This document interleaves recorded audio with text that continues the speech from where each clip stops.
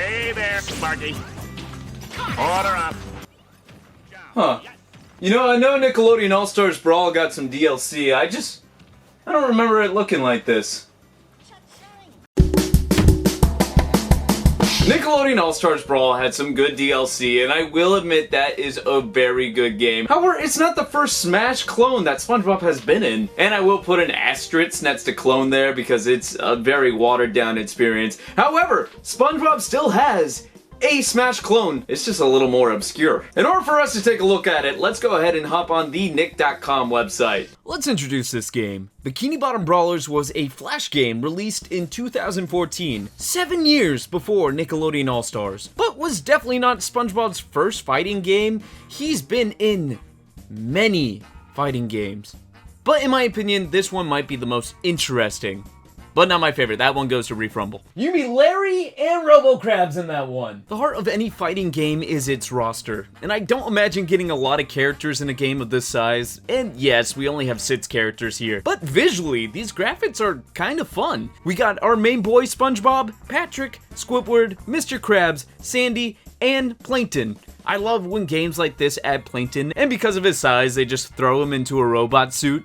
It's magical. He also doesn't look like he's having a really good time in there. I know I'm complimenting these visuals, but I will address the fact that these are all, to put it in terms that I understand, puppets. Each character's joint is a separate bit and they all graft them together to make a full model, and that makes it easier to animate and move. In all honesty, I don't mind, and I think the characters still look really good. I will say, for some strange reason, Squidward and Sandy look a little off? Look how much taller Squidward is to everyone else. And his extra legs, they just kind of stick out way more than they normally do. But these characters look visually good, and they all have costumes! There's some great costumes here. Each character can have 5, meaning that there are 30 different character options here. And each costume is more than just a recolor of a character. No, they're costumes. In some way, all these costumes are references to the show, and I love each and every single one. The elastic waistband, Bangeet Squidward, SpongeBob as Patrick, even Robo-Crabs makes a return. Checking out all these costumes easily bumped up my playtime by 20 minutes, and I played a lot of this game. Yes, this is a very simple game, and not nearly as in-depth than All-Stars, but it's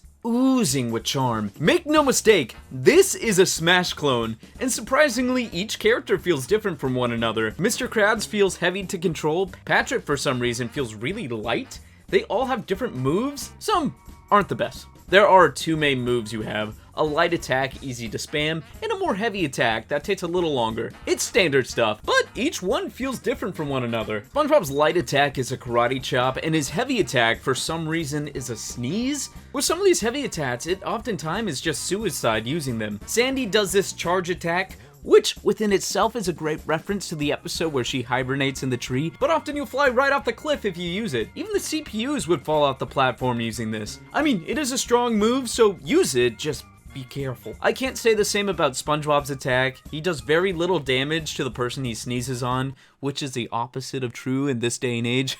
You know what I'm saying? But he flies back and attacks whoever's behind him, but he can also fall off the stage. I don't know. What I guess I'm saying is some of these moves are better than others. I don't want to spend too much time on these moves, so I'll quickly go over a few highlights here. Mr. Krabs attacks with money, and his heavy attack feels very OP.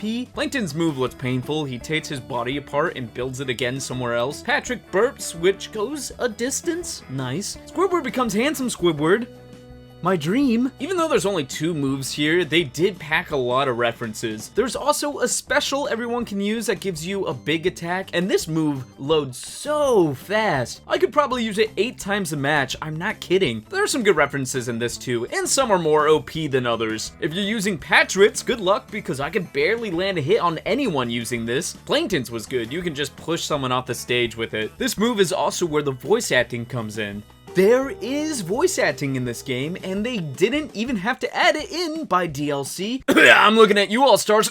These voice lines can also get a little repetitive because it is the only thing they say when attacking. Cha-ching, cha-ching, cha-chingery. Check this out.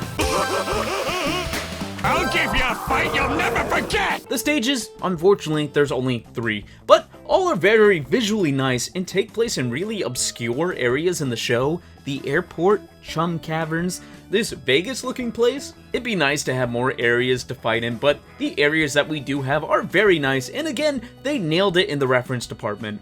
There's also plenty of items too. Also didn't need to add in via DLC.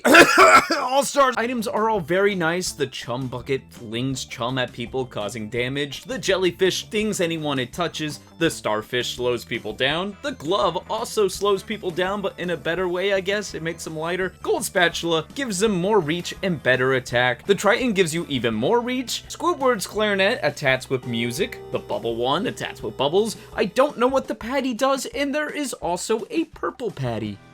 Nice. Again, they nailed these references here with the items as well. There's a realistic fish, and when it breaks, it turns into sushi. I love that. Visually, there's also a lot of nice stuff going on here. I didn't notice this at first, but when you lose a life, that stock winces in pain and falls off.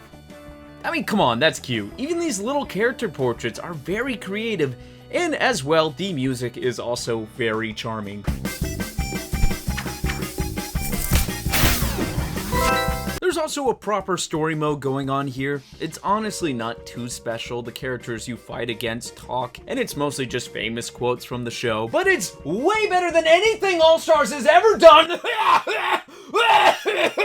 The CPUs for some reason had this hat on their head. I have no idea why. I think it belonged to Patrick with the Barnacle Boy outfit, and it just glitched and went onto everyone else's head also. The clothes seem to disconnect from the character too. Nothing that makes the game unplayable, but I gotta point out them flaws too. There was still one more glitch I experienced while doing my Let's Play that was less cool. I lost 2 stocks instead of 1. What I assume happened was there is a border on the screen, and when you pass that border of the screen, you lose a stock. But if you pass both borders, right on the edge here, you lose 2 instead of 1. I have no idea if that's true or not, but dang, did it stink? I will say the CPUs are very easy. Honestly, it'd be so fun to face off against real people in this game, but apparently you could. Yes, when this game first came out, there was also an online mode where you could face off against real people. There was also once allegedly DLC for this game, which the only thing I have supporting that is this photo right here that added some costumes like this Viking one on Patrick, which is not in the game. So it sounds like it was a limited time event. However, I see no trace of this DLC anywhere online, so this game also has some lost media as well. Yo! At some point they had you unlocking these costumes, and also I found a photo of the Quickster online, but you cannot play the Quickster. Instead, it is replaced with SpongeBob's karate outfit. I've compared this game a lot to Nickelodeon All-Stars, and let's get this out of the way now. All-Stars is 100% a better experience, but this game again has some charm to it. I find it strange that a Flash game even attempted to do a Smash, but for what it is, it's alright.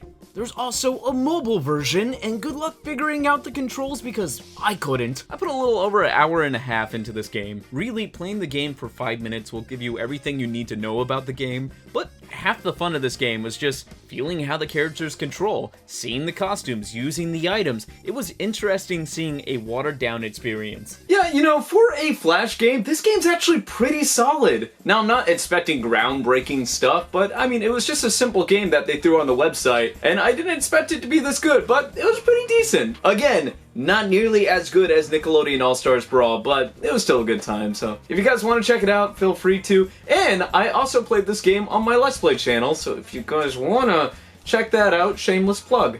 But thank you guys so much for watching. I will see you guys in another episode. Goodbye!